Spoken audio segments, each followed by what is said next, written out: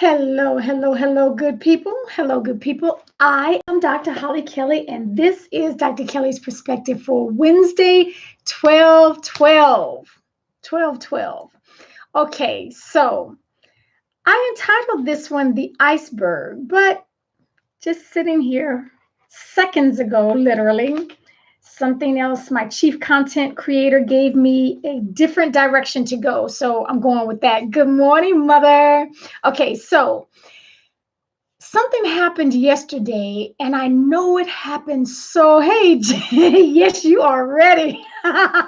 Thanks for joining me, Johnny.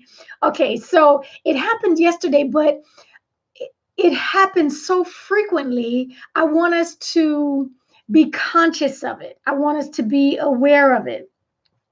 When I go into teams or companies or not individuals, but with teams in particular, and I'm working with or working on communication, what I recognize, and you'll see it in your own life. Hey, Patricia. Um, and Nicole, I can't see you, but I know you are always on here early. I don't know why I can't see you pop up, but good morning, Nicole. So often, Kendra is not doing a replay. Good job, Kendra. Thanks, lady, for joining me. Thank you for all who are joining me. Um, we speak so effortlessly and so unconsciously so often that we don't recognize other people don't understand fully what we're saying. For example, and that's where I'm going. I know it's entitled The Iceberg, but like I said, the content creator came back at the last minute, then I didn't have time to change the title. But when we are trying to become the best communicators possible, and we need to try that, even if you're not conscious about it, everything breaks down when communication breaks down. Things get chaotic and cause conflict when the communication is not clear, when it's not clearly understood by every one of the listeners. I say often when I'm doing training that you don't need to get excited that you've communicated your message just because words came through your lips. Until those who you are speaking with fully understand and can pick it up and run with it, we have not communicated. Just letting words flow through our mouth is not sufficient. Okay, we have to master effective communication. We have to master clear communication. So, Bronston, you really know what I mean out there recruiting. And so, for example, I was doing a class not too long ago, and someone was trying to make their point. They said, well, put this piece on top of the other.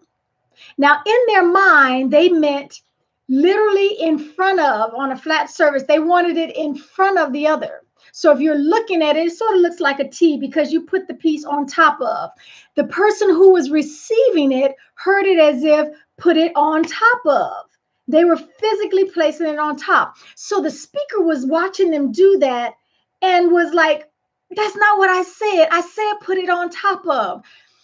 And that simple example is a very, very clear example of how we speak must be clearly understood by the receiver, or frustration and chaos, and sometimes detrimental effects can happen. Another example happened to, to me just yesterday. I sent out an email to one person asking, hey, this is what I'd like to happen, and here are the details. Can you help me arrange that? He came back and said, stand by, no problem, I'll get on it. When I got his response, all via email, which you cannot hear, people, you cannot hear tone on an email. So we got to remember that. There's a whole lot of leadership by email going on, and I'm telling you right now that never works. Anyway, when he responded with me, okay, stand by, I got you, I happened to go back through my original email. And I was doing a couple of things at once, but I'm looking at words that are missing as if he would just read my mind. I've skipped over words and I'm like, Oh my goodness, that's horrible. Now he does know me. So I responded, I said, that was horrible. I'm glad at least you know what I'm talking about. Now, when he saw that, when he received that email, first things out of my mouth, that was horrible. He said, what in the world? All I did was tell her to just hold on, hang on, stand by. I'll get back with you. He did not react negatively, like, why is she telling me that was horrible? All I did, he could have gone there because I clearly wrote out, I think I even capitalized all horrible. I said, that was horrible.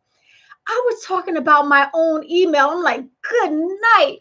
Oh, Dr. Kelly, you can't even write a complete sentence.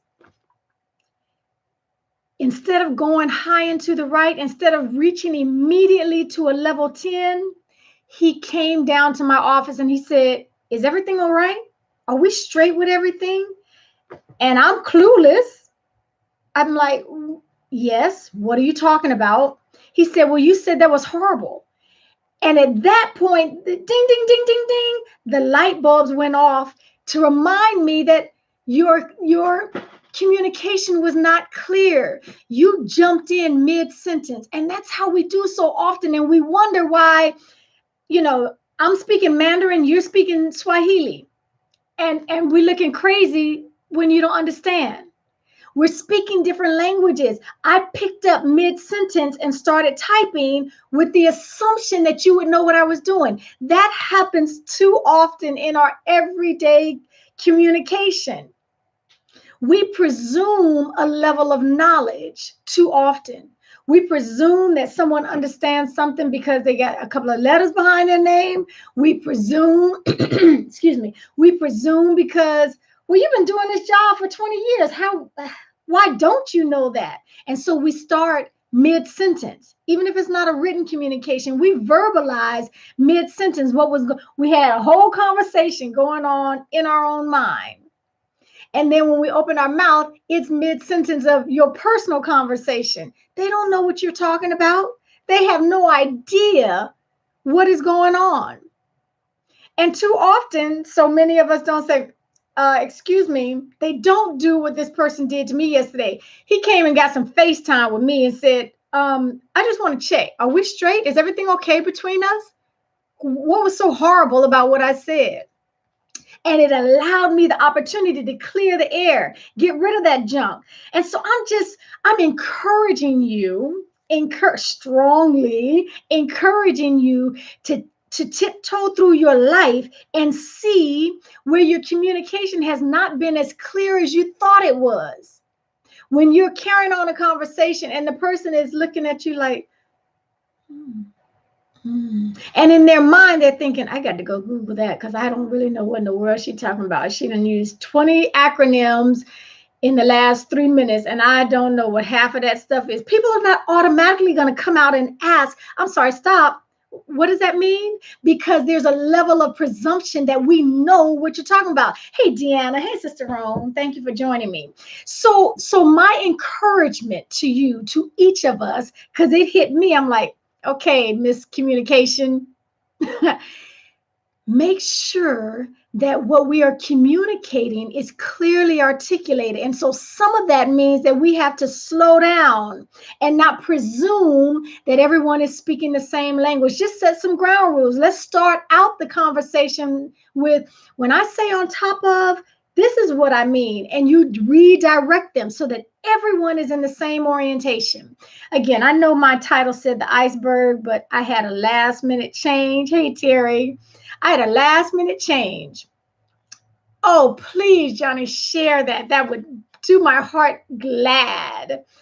Because that's my whole purpose in doing the perspectives. I promise you, I know that there are more of us that are desiring to do better and be better and become the best version of ourselves. And so if you can do that just by hearing a different perspective about something in 10 minutes or so, that's why I do it. I want us to win. Too many of us are not winning. And too many of us are not winning in our relationships because our communication has been clearly articulated. You said a whole lot of stuff and they didn't get half of that stuff. That's our responsibility. Whoever is doing the speaking, it becomes incumbent upon us. We clearly articulate it. Okay, that is my offering to you. Thank you for all who are joining me. Catch me Monday through Friday, 7 a.m. Eastern Time, 4 a.m. Pacific Time for us early birds out here. And until next time, get clear with what you are communicating. And if it's not clear, don't go back and forth with 20 emails and just gets more of a mess. Get some FaceTime with people. Pick up the phone and say, are we straight? Because I didn't understand your last fill in the blank. Okay, until next time, take real good care of yourselves.